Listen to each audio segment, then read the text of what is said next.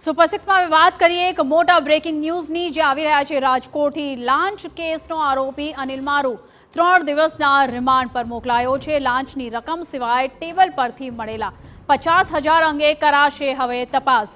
50,000 રૂપિયા કોની પાસેથી લીધા તે અંગે કરાશે તમામ ઇન્વેસ્ટિગેશન। એક જ દિવસમાં 2 લોકો પાસેથી લાંચ સ્વીકારી હોવાની આશંકા। આ તમામ મુદ્દે વધુ વિગતે વાત કરશે અમારા સંવાદદાતા મોહિત ભટ્ટ। જી મોહિત, જણાવો શું છે વધુ વિગતો?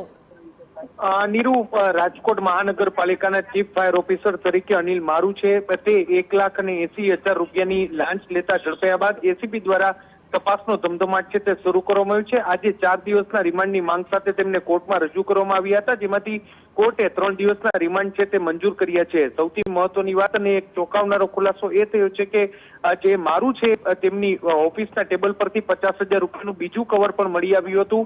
ત્યારે આ કવર કોના દ્વારા આપવામાં આવ્યું ને આ કોઈ લાંચની રકમ હતી કે કેમ તે દિશામાં પણ હવે એસીબી છે તે તપાસ કરી રહી છે। ટોટલ 45 દિવસની તેની રાજકોટ મહાનગરપાલિકામાં કામગીરી છે, ત્યારે 45 દિવસમાં કેટલા લોકોને એનઓસી આપવામાં આવ્યા અને આ એનઓસીમાં તેમને કોઈ ભ્રષ્ટાચાર આચર્યું છે કે કેમ તે દિશામાં અત્યારે એસીબી છે તે તપાસ કરી રહી છે।